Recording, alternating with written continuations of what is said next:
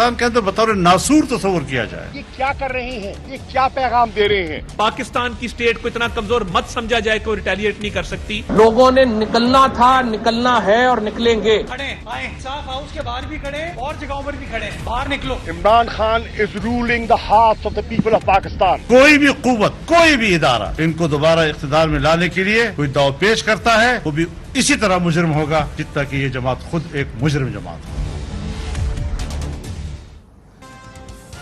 30 घंटों से साबिक वजीर आजम इमरान खान जेर हिरासत, सीनियर क़यादत समेत तहरीक इंसाफ के कारकुनान गिरफ्तार। जलाओ घेराव, पुरतशद्दुद एहतजाज, ग्रैंड ऑपरेशन की तैयारी और गुज़िश्ता 48 घंटों में ISPR की जानिब से दूसरी अहम तरीन और इंतहाई सख्त अल्फाज में प्रेस रिलीज पता दे रहे हैं कि सियासी बहरान टलने वाला नहीं है।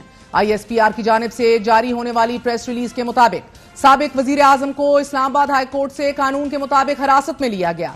इस गिरफ्तारी के फौरन बाद एक मुनज्जम तरीके से आर्मी की इमलाक और तंसीबात पर हमले कराए गए और फौज मुखालिफ नारेबाजी करवाई गई। एक तरफ तो ये शरपसंद अनासिर अवामी जज्बात को अपने महदूद और खुद गर्ज मकासद की तकमील के लिए भरपूर तौर पर उभारते हैं और दूसरी तरफ लोगों की आंखों में धूल डालते हुए मुल्क के लिए फौज की अहमियत को भी उजागर करते नहीं थकते, जो कि दोगलेपन की मिसाल है। जो काम मुल्क के अब्दी दुश्मन 75 साल ना कर सके, वो इक्तदार के हवस में मुब्तला एक सियासी लबादा ओढ़े हुए इस ग्रोह ने कर दिखाया है। फौज ने इंतहाई तहम्मुल, बुर्दबारी का मुजाहिरा किया और अपनी साख की भी परवाह ना करते हुए मुल्क के वसीतर मुफाद में इंतहाई सब्र और बर्दाश्त से काम लिया। मजमून मनसूबा बंदी के तहत पैदा की गई इस सूरत हाल से ये घिनौनी कोशिश की गई कि आर्मी अपना फौरी रद्द अमल दे, जिसको अपने मजमून सियासी मकासद के लिए इस्तेमाल किया जा सके।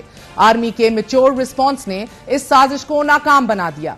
हमें अच्छी तरह इल्म है कि इसके पीछे पार्टी के कुछ शरपसंद लीडरशिप के अहकामात, हदायत और मुकम्मल पेशगी मनसूबाबंदी थी और है। जो सहूलतकार, मनसूबा साज और सियासी बुलवाई इन कार्रवाइयों में मुलव्विस हैं, उनकी शनाख्त कर ली गई है और उनके खिलाफ कानून के मुताबिक सख्त कार्रवाई की जाएगी और ये तमाम शरपसंद अनासिर अब नताइज के खुद जिम्मेदार होंगे। फौज बशमूल तमाम कानून नाफिज करने वाले इदारे, फौजी और रियासती तंसीबात और अमलाक पर किसी भी मजीद हमले की सूरत में शदीद रद्द अमल दिया जाएगा, जिसकी मुकम्मल जिम्मेदारी इसी टोले पर होगी जो पाकिस्तान को खाना जंगी में धकेलना चाहता है और बरमला और मुतअद्दिद बार इसका इजहार भी कर चुका है। किसी को भी अवाम को उकसाने और कानून को हाथ में लेने की इजाजत नहीं दी जाएगी। इसी के साथ साथ अब से थोड़ी देर पहले वजीर आजम पाकिस्तान शहबाज शरीफ ने भी कौम से मुखातिब होते हुए ये ऐलान किया है कि शरपसंद अनासिर से आहनी हाथों से निपटा जाएगा। वजीर आजम का ये बयान और ISPR की इंतहाई सख्त अल्फाज में जारी की गई ये प्रेस रिलीज तहरीक इंसाफ के खिलाफ एक बड़ी चार्जशीट है। रियासत के खिलाफ दुश्मन से बड़ा दुश्मन सियासी ग्रोह को करार दिया गया है। मुमकिन तौर पर रियासत पाकिस्तान में एक और ग्रैंड ऑपरेशन किया जा सकता है। खबर गर्दिश में है कि मुमकिन तौर पर मकबूल तरीन जमात को कलअदम भी करार दिया जा सकता है। Core commander house, FC headquarter, general headquarter, पेशतर सरकारी अमलाक नजर आतिश, रेडियो पाकिस्तान की इमारत जलकर राख, मेट्रो स्टेशन आग की नजर, गवर्नर हाउस पंजाब में तोड़ फोड़, पुलिस वैन्स और चौकियों पर हमले, बस सर्विसेज पे पथराव, all this is highly condemnable. साबिक वजीर आजम इमरान खान की गिरफ्तारी के बाद मुमकिन तौर पर जज्बात के अलावा ने सालिम रियासती मशीनरी को भी बेबस कर दिया। सवाल पैदा होता है कि जो ग्रोह पंजाब में हसास तंसीबात में दाखिल हुआ, रात भर इसे इस इकदाम से पहले क्यों नहीं रोका जा सका? लाहौर के दाखिली रास्तों पर सिक्योरिटी तैनात की गई तो इन शरपसंद ग्रोहों को शुतर बेमुहार आजादी कैसे मिली? रियासती मशीनरी क्यों सोती रह गई, क्यों हरकत में आती दिखाई नहीं दी? और निगरान हुकूमत की जिसकी मियाद कानूनी तौर पर 1 माह से खत्म हो चुकी है, जिसका काम मुल्क में बरवक्त इंतखाब को यकीनी बनाना था, मासवाए वफाकी हुकूमत की तर्जुमानी के अलावा कुछ नहीं कर पाई। दूसरी जानिब पंजाब, सिंध और खैबर पख्तूनख्वा में हंगामा आराई और पुरतशद्दुद कार्रवाइयों के बाद तहरीक इंसाफ की सीनियर क़यादत असद उमर, अली जैदी, यास्मीन राशिद, उमर सरफराज चीमा इस वक्त जेरे हिरासत है। And as we speak Fawad Chaudhry भी सुप्रीम कोर्ट की बिल्डिंग में मौजूद थे और बताया जा रहा है कि बाहर निकलकर उनको भी अरेस्ट कर लिया जाएगा। नाज़रीन, वजीर आजम के मुआविन ख़ुसूसी अता तारड़ का आज कहना था कि इदारों पर हमला करने वालों की शनाख्त कर ली गई है। उनके खिलाफ दहशतगर्दी के मुकदमात कायम होंगे। ना वीजा मिलेगा, ना नौकरी, ना कैरेक्टर सर्टिफिकेट। सब पे दहशतगर्दी के मुकदमात होंगे, किसी को नौकरी नहीं मिलेगी, किसी को वीजा नहीं मिलेगा, किसी को कैरेक्टर सर्टिफिकेट नहीं इशू किया जाएगा। ये मामलात बड़े संगीन मुकदमात हैं, इन पर अमल दरामद यकीनी बनाएंगे। और अब किसी ने पाकिस्तान के किसी सरकारी या नीम सरकारी दफ्तर या किसी इदारे की तरफ पेशकदमी की कोशिश की, नतायज के जिम्मेदार वो खुद होंगे। गुज़िश्ता 24 घंटों में कोई भी बाखबर शहरी शायद ही अपनी आंख झपक सका हो। अब से कुछ देर कबल इस्लामाबाद में पुलिस के दफ्तर को आग लगा दी गई। रमना पुलिस स्टेशन इस्लामाबाद पे भी अटैक किया गया। अभी भी ताजा तरीन इतलात आ रही हैं कि इलेक्शन कमीशन पेशावर में इलेक्शन कमीशन के ऑफिस पे भी अटैक किया गया है। उधर भी फायरिंग की आवाजें रिपोर्ट की जा रही हैं। मुल्क के दारुल हुकूमत इस्लामाबाद, पंजाब और खैबर पख्तूनख्वा में कशीदा हालात के बायस आर्टिकल 245 के तहत फौज को तलब कर लिया गया है। तहरीक इंसाफ के सीनियर रहनुमा फवाद चौधरी ने आज अपील की है कि पंजाब में फौज की तैनाती वफाकी हुकूमत की साजिश है। हुकूमत फौज और अवाम को लड़ाना चाहती है, लिहाजा फौज से अपील की फवाद चौधरी ने।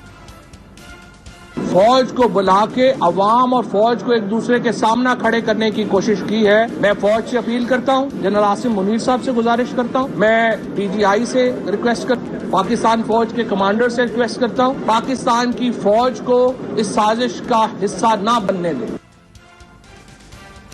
दूसरी जानिब तकलीफ दे अमर यह है, खून उगलती शोला भड़काती इस जंग में सब अपनी साख दाव पर लगाए बैठे हैं। टेलीविजन स्क्रीन पर चलने वाली फुटेजेस ने दिल दहला कर रख दिए हैं। मुजाहिरीन ने बावर्दी जवानों पर पथराव भी किया है, गाड़ियां तबाह भी की हैं। मुजाहिरीन के पथराव से डीआईजी ऑपरेशन लाहौर अली नासिर रिजवी शदीद जख्मी भी हुए हैं। डीआईजी ऑपरेशन लाहौर की आंख पर भी चोट आई है कि जिससे उनकी बिनाई जाया होने का खदशा भी बताया जा रहा है। लेकिन तस्वीर का एक और रुख भी है, खवातीन के साथ इंतहाई हाई हैंडेडनेस। मुलाहिजा कीजिए।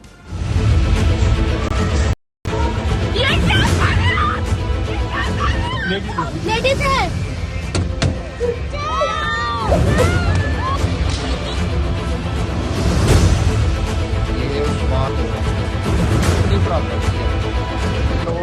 लेडीज है। ये किचन का झंडों के साथ उन्होंने मेज उठाकर फ्रिज, टीवी, घर के बर्तन जो आप लोगों ने किया है ना, मैंने अपनी जिंदगी में नहीं देखा।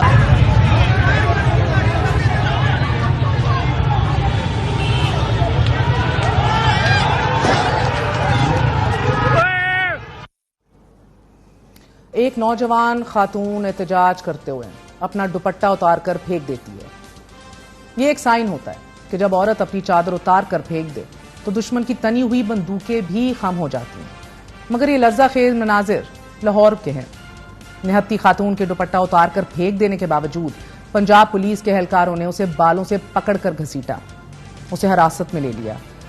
पुलिस इस लड़की से बात भी कर सकती थी, इसके जज्बात को सुन भी सकती थी। लेडी पुलिस को इस्तेमाल भी किया जा सकता था, लेडी कांस्टेबल्स को, but we saw none of that. साथ अब आपने सियालकोट में उस्मान डार के घर के मनाजिर भी देखे। तहरीक इंसाफ के रहनुमा उस्मान डार की बूढ़ी 75 साला वालदा घर में मौजूद थी। पुलिस ने घर पर हल्ला बोल दिया। पंजाब पुलिस ने घर में घुसकर उस्मान डार की बूढ़ी मां को जिल्लत आमेज अंदाज में गिरबान से पकड़ा और जब देखा कि ये रिकॉर्ड हो रहा है तो आगे पर्दा कर दिया। माओ की तकरीम भी जाती रही। सवाल तो उठेंगे। आमिर मीर साहब जो वजीर इत्तलात हैं, उनसे बात करने से पहले खुश आमदीद कहते हैं हमारे साथ